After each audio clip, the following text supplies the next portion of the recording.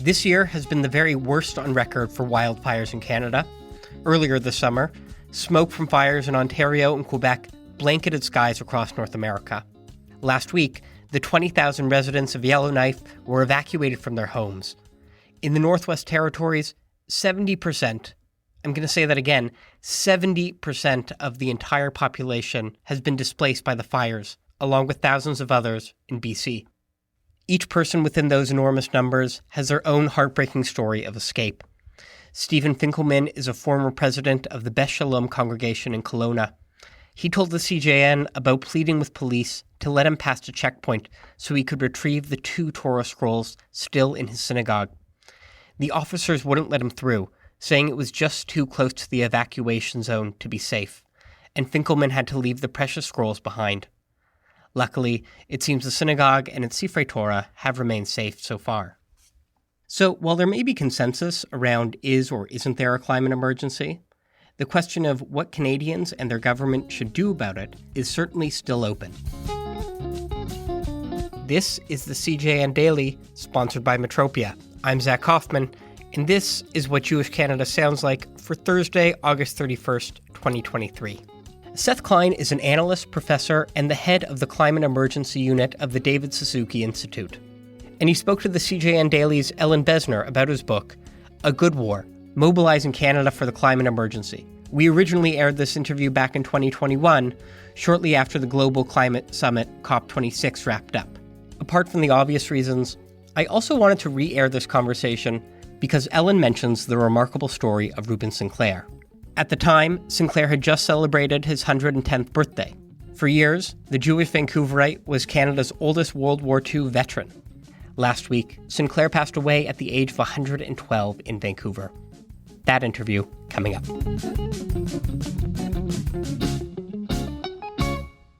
Beth David Hebrew School is now accepting new students. One of Toronto's most dynamic, egalitarian, conservative congregations is offering personalized Hebrew lessons, hands-on learning, exciting field trips, and small group activities, all with a hot dinner included. This is Jewish exploration that will last your children a lifetime. Classes run weekly on Monday nights from 5 to 7:15 p.m., starting September 18th. To learn more and enroll, visit bethdavid.com or email Adina, that's ADINA, at bethdavid.com.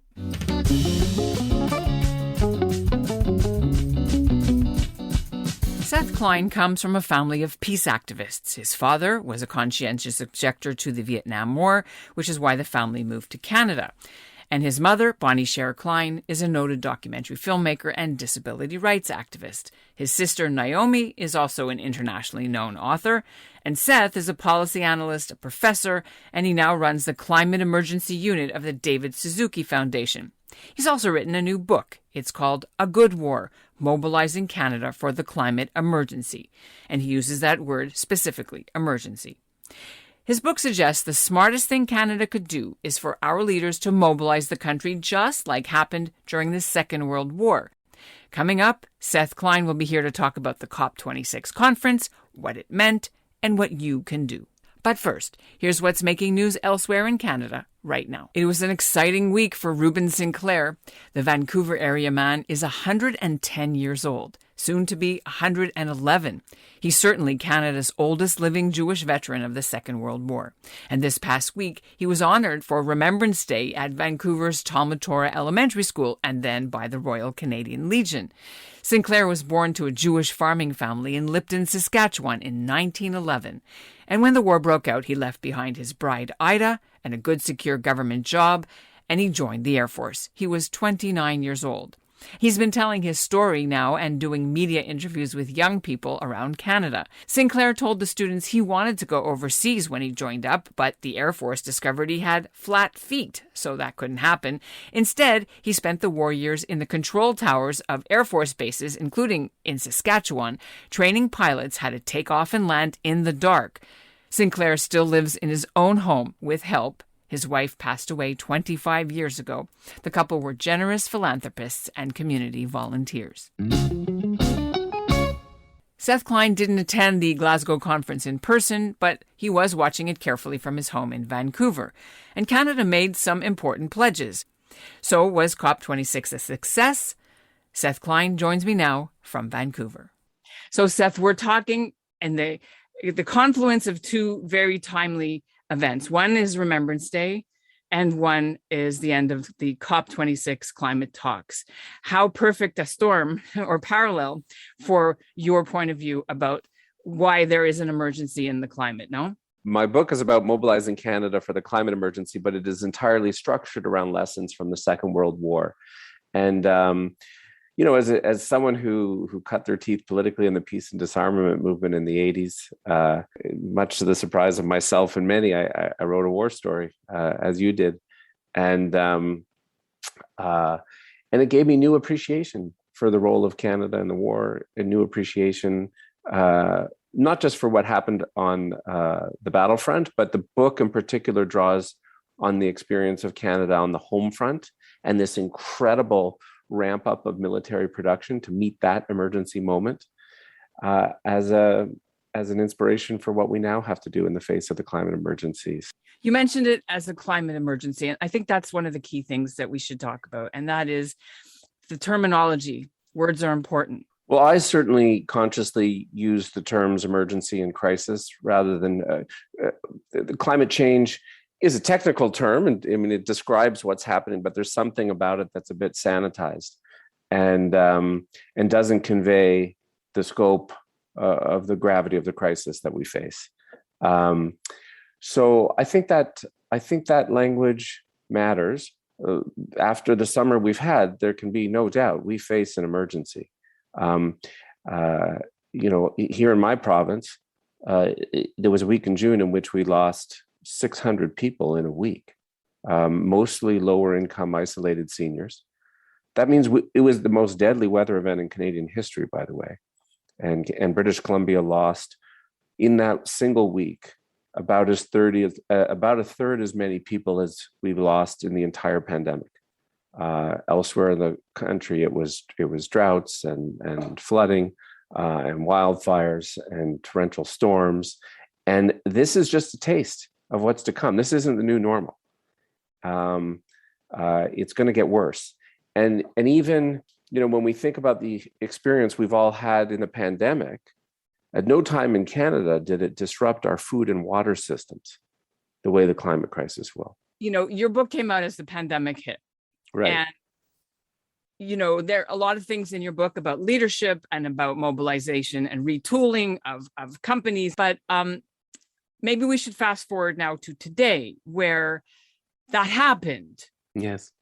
What you wanted to happen happened in the pandemic.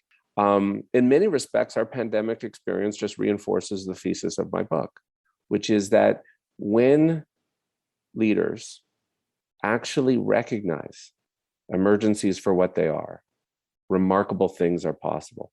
And the speed and scale of what becomes unleashed can surprise us. And all kinds of rules get thrown out the window, right? Look at the extraordinary public spending that we saw in response to the pandemic, just as it was in the war, just as it was in the pandemic. And as I think we now need to do for the climate emergency, although interestingly, not at the same level as we did the first year of the pandemic. I'd be happy with just, a quarter of that. I would do the job just fine. Okay, let's break down a little bit COP. Evaluate the importance of COP for our listeners. Is it enough? The COP story is mixed. There was progress made. Before this COP meeting, when you tallied up all the national commitments from the countries, their plans would have resulted in global temperature increase of 2.7 degrees, which is terrifying. Now, after the COP, if you tally it up, it's somewhere between 2 and 2.4 degrees. That's progress. It's also still catastrophic. And so we still have a lot of work to do, pressing all of our governments. And we as Canadians are responsible for our government, and we have to do what we have to do, knowing that millions of other good people of goodwill around the world are having the same conversations with their governments. You asked specifically about Canada's commitment. So I don't know that we heard something new at COP, the prime minister went and reiterated some important promises that he made in the recent election, which is a hard cap on oil and gas sector emissions. I'm going to interrupt you. He also said they're not going to give any more money to offshore oil and gas, overseas oil and gas companies, which... Yes, that was also, that was new, actually. You're right. And that was a win. That was a result of a lot of public pressure, by the way, from a lot of groups who've pushed hard on that. The fine print remains to be seen on it around how they structure it. Is it, is there some wiggle room if something is claimed to be abated, like if there's some carbon capture and storage or whatever? So we will see. And I would point out that the public subsidies for our own domestic fossil fuel activity still far, far outstrips what we finance in other countries. But it was something. But I want to come back to the hard cap on oil and gas. And Trudeau clarified that he means a cap as of now, not that we're going to set some new cap 5 years from now. He means the current emissions will be the cap, and they will decline from here. That is significant, because for the longest time, the federal Liberals would not say that. That was the elephant in the room. They talked a good game on lowering emissions on a bunch of fronts, but they would not name production and the emissions that come from oil and gas, even though that's a quarter of Canada's emissions. But the thing is, most of what's being extracted is being exported to somewhere else where it will be burned and put up in the atmosphere. But they're not counting that. They're not talking about capping that, because that conveniently counts towards somebody else's emissions. We conveniently pretend, despite the fact that we are peddlers of this deadly substance, we are the fourth and sixth largest producers of oil and gas in the world. We don't count most of that towards our own emissions. But this is an important piece of COP that happened, coming back to COP, which is the F word got used, by which we mean fossil fuels. 6 years ago, when we got the Paris Agreement, people will find this kind of surprising. The words fossil fuels never appear in the Paris Agreement. The words coal, oil, and gas never appear in the Paris Agreement. It's strictly about cutting emissions, and it likes to pretend that fossil fuels are just some abstract thing, even though they are the source of 80% of the world's emissions. Well, the COP agreement is naming fossil fuels finally. What can people do besides the big things like, vote? Well, and people often think, what does it matter what I do personally? And then what does it matter what Canada does? Because Canada is small. Both, I think, are these voices that we have in our head all the time. So first of all, in the end, what each of us voluntarily do, if that's what we're relying on, we're fried. That this has to be a collective project, and that the speed and scale of what's now required has to be state-led. And that means that this is an inherently political project. So the most important thing you can do is, in fact, political. It's to make abundantly clear to all of your political leaders that you want them in emergency mode. And if they're not prepared to be the leaders we need them to be, replace them. That said, there are important things we can and should do at our household levels. We all need to change how we're getting around, and we all need to fuel swap our homes, particularly at the point of replacement. Right. So when you next need a new vehicle, you should not buy a fossil fuel vehicle. When you need to replace your furnace or your hot water heater, don't replace it with gas. That is the time at which you should switch to electric. And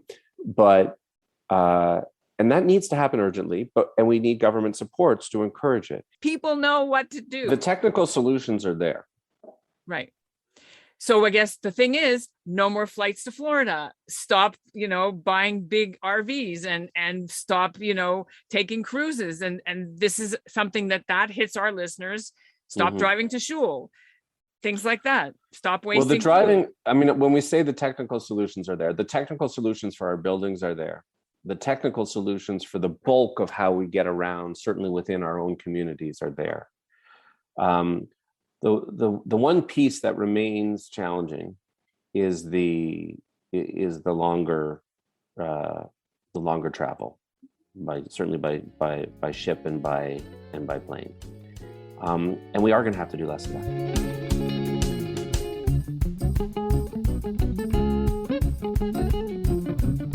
And that's what Jewish Canada sounds like for this episode of the CJN Daily, sponsored by Metropia. Integrity, community, quality, and customer care. We're a proud member of the CJN Podcast Network. Our executive producer is Michael Freeman. Thanks for listening. Jewish comedy legend Modi and Hasidic rapper Nissim Black are coming to Toronto to perform live at UJA's campaign launch on September 7th. Visit jewishtoronto.com to get your tickets today. Don't miss Modi and Nissim Black on September 7th. Go to jewishtoronto.com for your ticket today.